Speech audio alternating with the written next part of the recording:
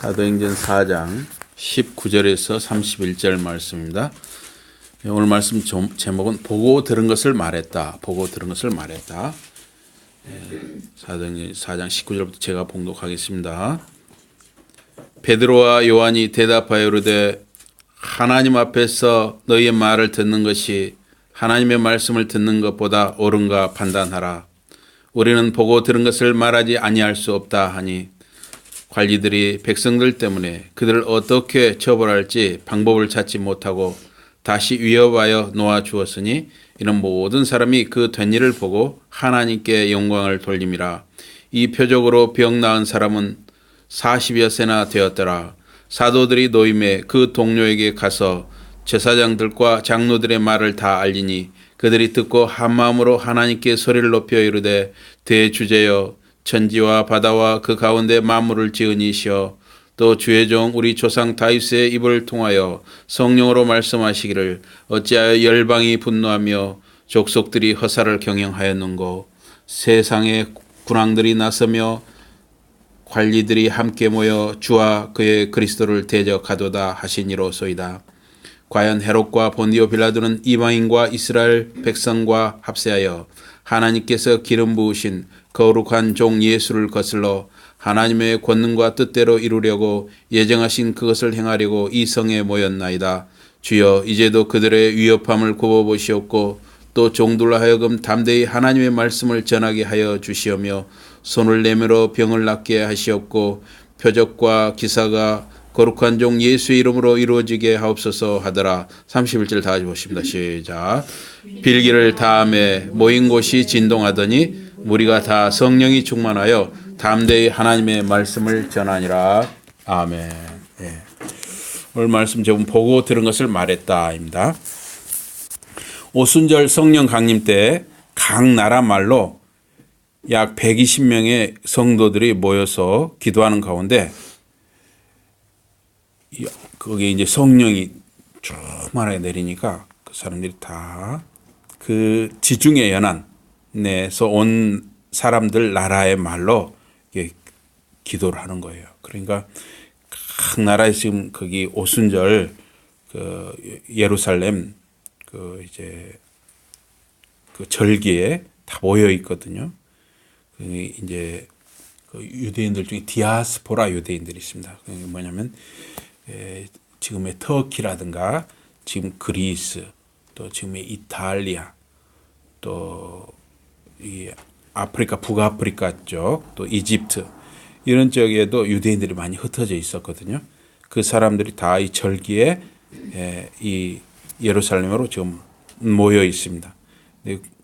근데 120명의 성도들이 어떤 사람은 이집트 사람 말로, 어떤 사람은 터키 사람 말로, 어떤 사람은 그리스 말로, 어떤 사람은 이태리 말로 이런 식으로 말하는 거예요. 또 뭐 이렇게 이라크라든가 거기 시리아, 레바논 이런데 그 사람들이 깜짝 놀라는 거예요. 네.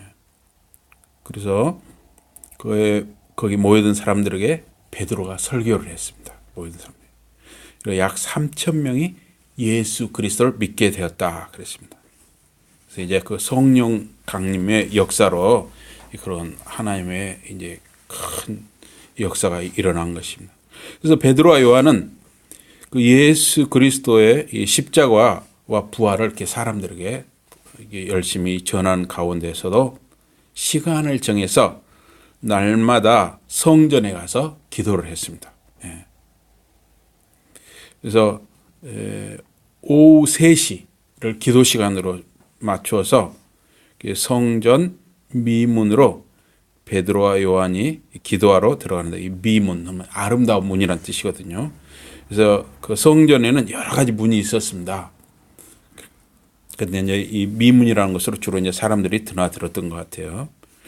그래서 이 베드로와 요한이 기도하러 그 문 안으로 들어가려고 하는데 그 미문 옆에 나면서부터 걷지 못하는 사람이 앉아서 그 성전 미문을 드나드는 사람들에게 구걸을 하고 있었습니다. 걷지를 못하니까 그 사람의 가족이나 그 친지 이런 그 이웃 사람이 그 사람을 이렇게 아침에 그 입구에다가 데려다 놓는 거죠. 그리고 저녁이 되면 또 한 사람이 못 오겠죠. 두 사람 또는 네 사람이 이렇게 데려다가 또 집에 하고 이렇게 매일 출퇴근을 시키는 거예요. 구걸을 하는데 이 사람 나이가 한 40세 정도였다 그랬어요. 40세. 나면서부터 걷지를 못했으니까 40년 동안 걷지를 못한 거예요. 그러니까 이 사람의 인생이 얼마나 힘들었겠어요. 네. 너무나 힘들었겠죠. 베드로와 요한이 성전 미문에 들어가려고 하는데 도와달라고 이렇게 손을 내밀면서 구걸을 했습니다. 그러니까 베드로와 요한이 그 거린을 보고 멈춰서 말을 했습니다. 우리를 보라. 예, 우리를 보라. 그러니까 그 거린이 뭔가 이 사람들 자기한테 뭔가 줄 것 같다고 기대를 하고 베드로와 요한을 이렇게 쳐다보았습니다. 그러자 베드로 사도가 그 거린에게 말을 했습니다. 은과 금은 내게 없거니와 나한테 돈은 없다. 나에게 돈은 없는데 내게 있는 나사렛 예수 그리스도 이름으로 나에게 있는 나사렛 예수 그리스도 이름으로 말하노니 일어나 걸으라. 그리고 베드로와 요한이 그 거린을 잡아 이렇게 세웠어요. 그러니까 즉시 다리에 힘이 생기고 일어나서 걷고 뛰고 하나님을 찬양했습니다. 약 40년을 걷지 못하는 이 안진뱅이 인생으로 살았던 그 사람이 걷고 뛰고 하나님을 찬양하게 된 것입니다. 은과 금으로 돈으로 안진뱅이가 일어설 수 없었습니다. 40년 동안 모르겠어요. 이 사람 가정이나 친척의 형편이 어땠는지 모르지만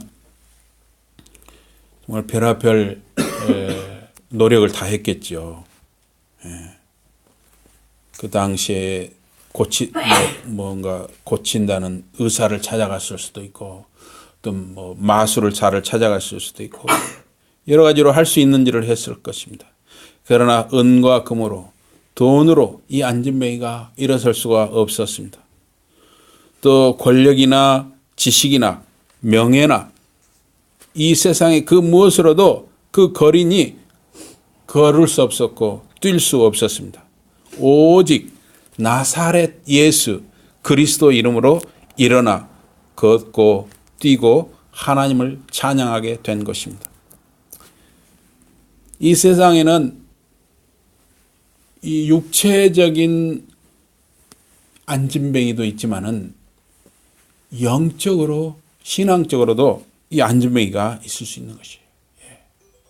그래서 우리는 영적으로나 또 육체적으로 일어나 걷고 뛰고 찬양할 수 있어야 하는 것입니다.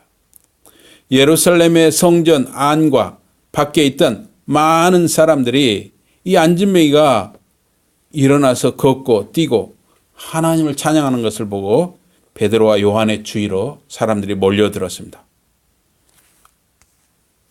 그러자 베드로가 이스라엘 사람들아 왜 이 일을 놀랍게 여기느냐? 우리 개인의 능력으로 이 사람을 걷게 한 것처럼 왜 우리를 바라보느냐? 아브라함과 이삭과 야곱의 하나님이 그 종 예수를 영화롭게 하였느니라. 너희가 빌라도 앞에서 의로운 자를 부인하고 예수님을 부인하고 도리어 살인한 사람을 바라바를 놓아주기를 구하여 생명의 주 예수 그리스도를 죽였도다. 그러나 하나님이 죽은 자 가운데서 그 예수를 살리셨으니 우리가 이 일의 증인이라. 나사렛 예수를 믿는 믿음이 이 안진뱅이를 일어나 걷고 뛰고 찬양케 했노라. 형제들아 회개하고 돌이켜 너희 죄 없이 함을 받으라. 너희는 언약의 자손 약속의 자손이라. 땅 위의 모든 족속이 너희를 인하여 복을 받으리라고 아브라함에게 약속하셨느니라. 베드로의 설교를 듣고 그날 남자만 약 5천 명이 예수를 믿게 되었습니다. 여자들까지도 하면 훨씬 더 많이 믿었겠죠. 그러나 어느 시대에나 이 기득권층 사람들은 자기들이 누리는 권력과 부와 기존 질서를 계속 유지하고 싶어 하는 것입니다. 그래서 어느 시대에나 변화를 원하는 사람이 있는가 하면 변화를 싫어하고 반대하는 사람들이 있는 것입니다. 당시에도 사회 지도자들과 종교 지도자들이 이 사도들의 복음 전하는 것을 싫어했습니다. 특별히 제사장들, 성전 수비대장, 사두개인들이 사도 베드로와 요한을 잡아 가두었습니다.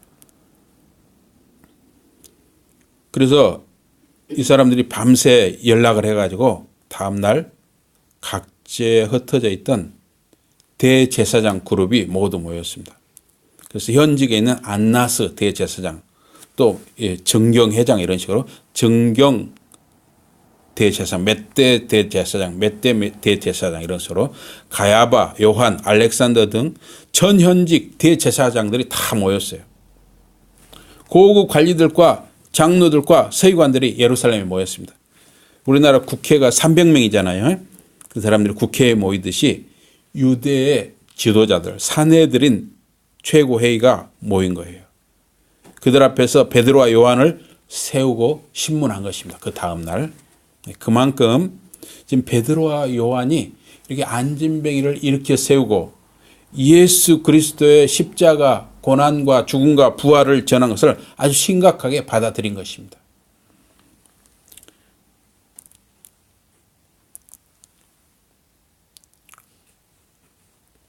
나사렛 예수의 죽음과 부활을 전하고 예수 이름으로 안진뱅이를 일으켜 세우 이러한 일들이 유대 기득권층 사람들에게는 너무나 위협적이었던 것입니다.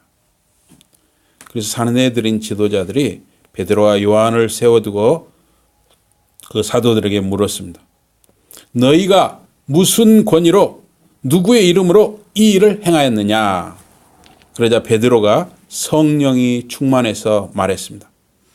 40년 동안 걷지 못하던 이 사람이 걷게 된 것과 하나님을 찬양하며 구원을 얻게 된 것은 너희가 십자가에 못 박고 하나님이 죽은 자 가운데서 살리신 나사렛 예수 그리스도의 이름 때문에 이 사람이 건강해지고 이 사람이 여기에 서 있노라. 이 사람이 영적으로도 육체적으로도 이제 구원 얻어서 여기에 서 있다고 증거한 것입니다. 다른 이로서는 구원이 없나니 오직 나사렛 예수만이 구원을 얻게 하노라. 오순절 성령 강림 때 베드로의 설교를 들은 사람들은 마음이 찔려서 그 설교를 듣고 마음이 찔려서 형제들아 우리가 어찌할꼬 하면서 그들의 마음이 찔리면서 복음의 반응을 보였습니다. 그러나 그 자리에 모인 이 사내들인 회의에 모인 자들은 그 나라의 최고의 지도자들이었습니다. 권력을 쥐고 있고 부를 누리고 지식이 많고 정말 가진 것이 많은 그야말로 누리는 사람들이었습니다. 그러나 이 사람들은 베드로가 전한 이 설교 복음에 반응이 없었습니다. 여러분 지금도 아는 것이 많고 가진 것이 많고 누리는 것이 많은 사람들은 나사렛 예수 그리스도의 복음을 받기가 너무나 어려운 것입니다. 물론 특별한 은혜를 받은 사람들은 또 그 복음을 받는 분들도 있지만 일반적으로 그렇다 하는 것입니다. 사내들인 지도자들은 베드로와 요한 사도에게 나사렛 예수 이름으로 가르치거나 전하지 말라고 위협을 했습니다. 베드로가 설교했을 때 그들이 나사렛 예수를 믿어야겠다 그런 반응을 보인 것이 아니라 오히려 베드로와 요한 사도를 위협했어요. 나사렛 예수 이름으로 가르치지도 말고 전하지도 말라. 왜냐? 자기들이 가지고 누리는 그 기득권을 위협받았기 때문입니다. 그러나 베드로와 요한은 하나님 앞에서 너희 말 듣는 것이 하나님 말씀 듣는 것보다 옳은가 판단하라. 우리는 보고 들은 것을 말하지 않을 수 없다. 우리는 보고 들은 것을 말하지 않을 수 없다.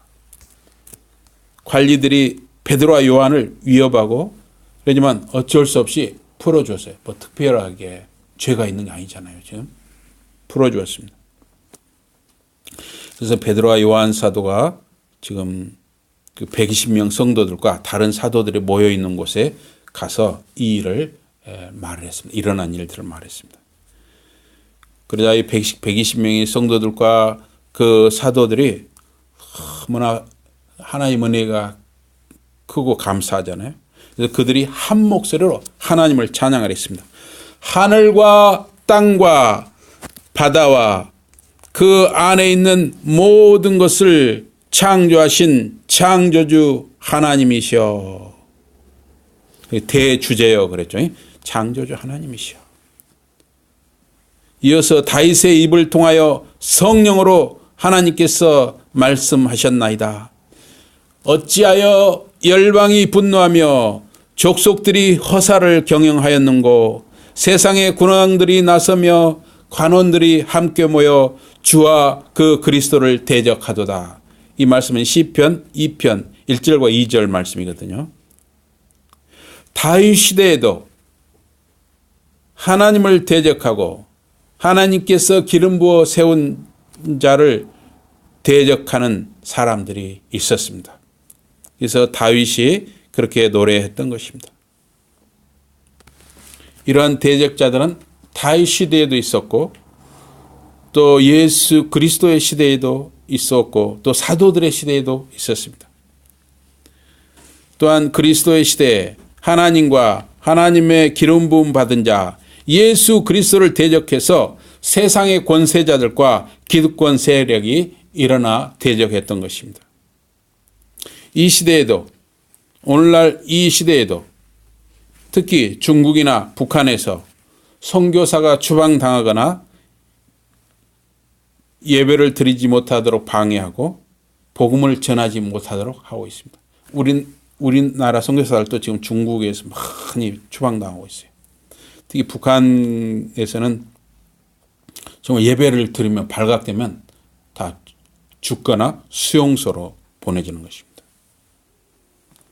모두 세상 권세자들과 기득권 세력들이 자기들의 그 누리는 기득권을 위협한다고 생각하기 때문에 특별히 공산당이라 이런 사람들은 이 복음을 얼마나 핍박하고 복음 전하는 사람들을 아주 힘들게 하고 이런 일이 생기는 것입니다.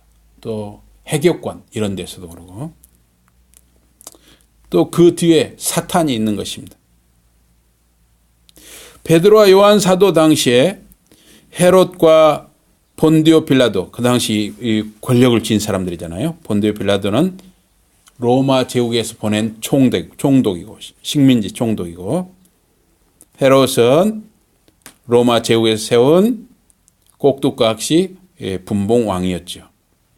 그래서 이 권력자들과 또 이방인들과 이스라엘 백성과 합동으로 하나님의 기름 부으신 거룩한 종 예수를 거스리고 예수를 믿고 예수를 전하고 예수를 가르치는 사람들을 거스리고 핍박했던 것입니다.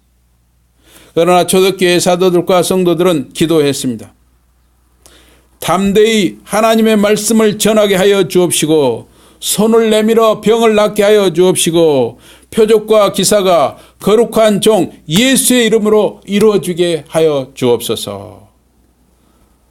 사도들과 성도들이 합심해서 통성으로 기도하기를 마치자 모인 곳이 진동하고 거기 있는 사람들이 다 성령이 충만해서 성령이 가득해서 담대히 하나님의 말씀을 전했다 그랬습니다. 사도 베드로와 요한은 보고 들은 것을 말하지 않을 수 없다고 했습니다. 그들이 감옥에 갇히는 위협, 매를 맞는 위협, 목숨의 위협이 있다 할지라도 자기들이 보고 들은 것을 말하지 않을 수 없다고 했던 것입니다. 초대교회 사도들과 성도들은 예수님의 삶과 복음 전파와 가르침과 치유와 십자가 고난과 죽음과 부활을 보고 들은 대로 전했습니다. 하나님의 보내신 성령께서 강권하심으로 전하지 않을 수 없었던 것입니다. 2019년 현재를 사는 성도 여러분은 그 요한 사도나 베드로 사도가 활동했던 그 당시보다도 더 많이 보고 듣고 있는 것입니다. 여러분에게는 창세기부터 요한계시록까지 성경을 모두 가지고 있어요. 그래서 여러분들이 창세기부터 요한계시록까지 성경을 통해서 하나님의 모든 역사와 계시를 보고 듣고 있는 것입니다. 또한 우리의 2000여 년 이 기독교 역사를 통해서 믿음의 선배들, 믿음의 선진들의 삶을 보고 듣고 있는 것입니다. 여러분이 보고 들은 대로 살아야 하는 것입니다. 여러분이 보고 들은 대로 가르쳐야 하는 것이고 여러분이 보고 들은 대로 전해야 하는 것입니다. 이 시간 우리가 한 목소리로 통성으로 한번 기도를 하겠습니다. 예, 우리가 보고 들은 대로 살고 가르치고 전하는 삶을 주시옵소서. 특별히 우리 유일성도님 이렇게 무릎이 왜 아파서 힘든데 하나님께서 역사해 주셔서 무릎에 힘을 주시고 잘 걸을 수 있도록 우리 합심해서 한번 기도하고 제가 마음으로 기도하겠습니다. 우리 주여 3번 하고 우리 합심해서 한번 기도하겠습니다. 주여, 주여, 주여. 하나님 아버지, 특별히 사랑하는 우리 유일 성도님을 기억하여 주시옵소서. 유일 성도님 무릎이 약한 가운데 있사오니 주여 우리 유일 성도님의 무릎을 고쳐 주시옵소서. 무릎을 고쳐 주시옵소서. 사랑하는 유일 성도님의 무릎을 고쳐 주시기를